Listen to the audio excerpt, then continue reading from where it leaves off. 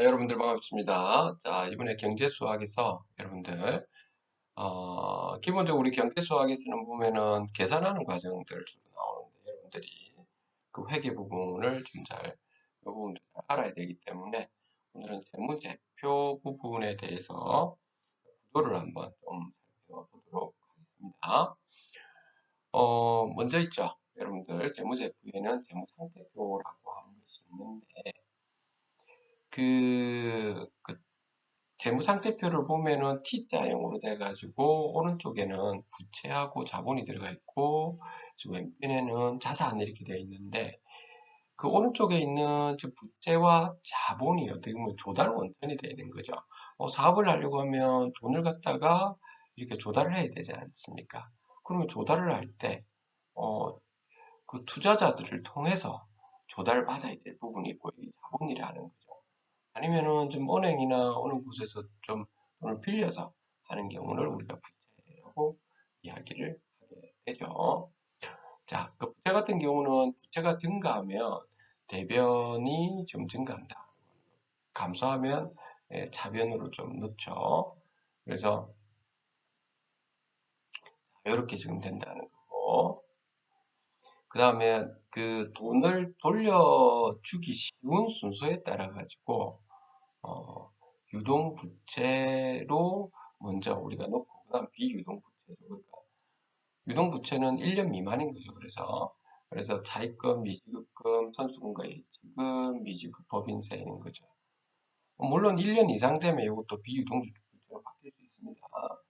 비유동부채는 회사채라든지 보통은 보증금 이런 거죠. 1년 미만이면 이것도 유동부채 속한다 이렇게 하셔야 됩니다. 보증금이라도 뭐 3개월 뒤에 줘야 된다든지 면 자, 그 다음에 그 부채에서 우리가 그 경영하는 사람들의 관리 회계 측면에서는 그 또 중요한 거는 무이자 부채인지 유이자 부채인지 요걸 가지고 좀 많이 따져보는 거죠.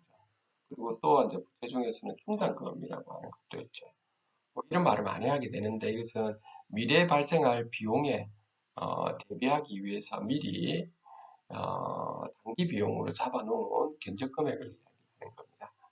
그 다음으로 이게 자본 있죠. 조달 원천으로서 자본은 자본금하고 자본잉여금, 이익잉여금 이렇게 지금 나뉘게 되는 거죠. 그리고 이 조달 원천을 바탕으로 해서 이제 운용을 하는 거죠. 사이클을 돌리는 거죠. 운영을 해서 이제 자산화를 시키는 거죠. 그러니까 사업을 하려고 하면 기계도 사야 되고, 거기에 따른 각종 인력도 배치해야 되고, 이런 것이 이제 운영을 하는 거죠. 그래서 매출을 내야 되기 때문에 운용 상태가 자산이라고 하는 것이기 때문에 이 자산은 회사의 재산으로서 가치가 있으면은 금액으로 나타낼 수 있는 것이죠. 가치가 있으면서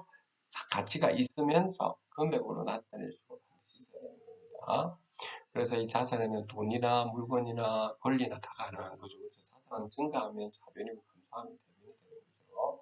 잔액은 반드시 자본에다가 놓는 거죠. 그다음 돈으로 바꾸기 쉬운 순서에 따라 가지고 유동 자산이 제일 바꾸기 제일 쉽고 그다음 비유동 자산이죠.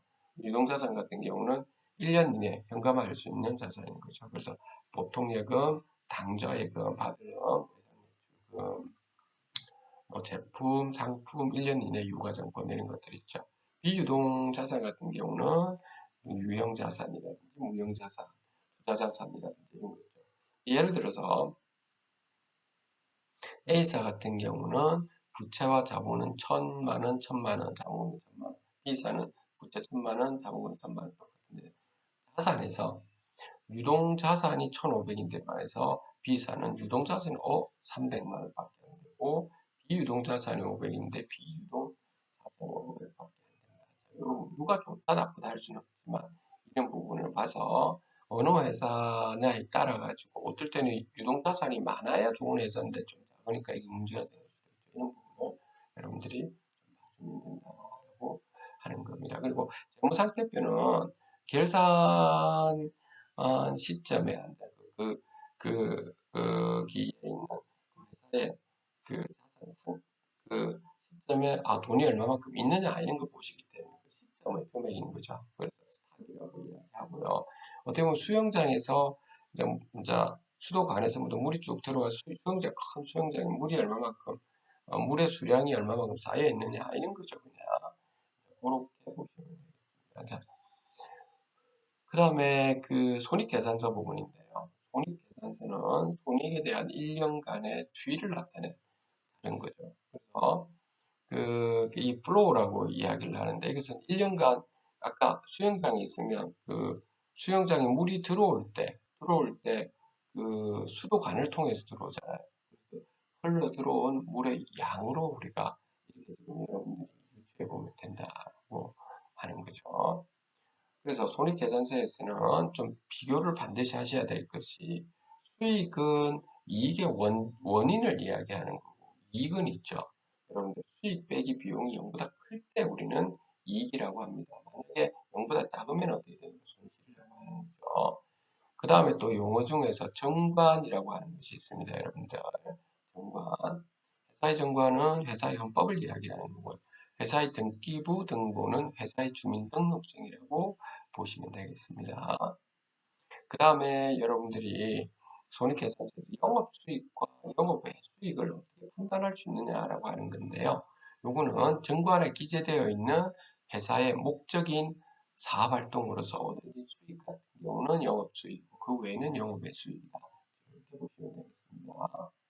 그 다음 사업상 우선순위는 당연히 매출이 제일 먼저 내요. 매출을 내는데 여러분들이 중점을 제일 줘야 되죠.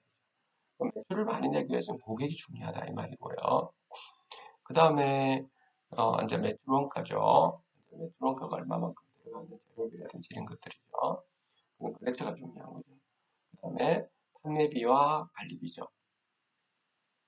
이런 것은 이제 인건비라고 볼 수 있는데 보통 방법이라든지 뭐 이런 종업원 들이 굉장히 중요하고 거래처도 있겠죠.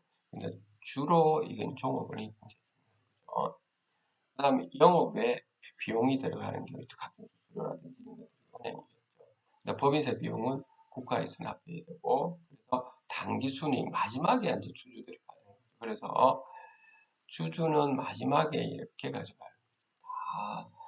자, 그래서 여러분들이 이제 사업을 하는 사람들 입장에서는 고객이 제일 중요하고 또 거래처, 세 번째 직원, 그다음 은행, 국가, 그다음 주주가 마지막이다. 이렇게 여러분들이 보셔야 되겠습니다. 물론 중요하죠. 중요한데 이제 사업하는 입장에서는 경영하는 입장에서는 이렇게 한다는 거고요. 자본 변동표 같은 경우는 이제 그 자본에 대한 1년간의 주의를 나타내는 자료죠. 이것도 1년간 수도관에 들어온 아까 물의 양과 똑같은 플로우라고 보시라는 거죠. 그래서 주주자본 같은 경우는 이제 자본금, 자본잉여금, 이익잉여금 이런 게 있고 기타 평가 및 환산차익이라든지 진주예약권 이렇게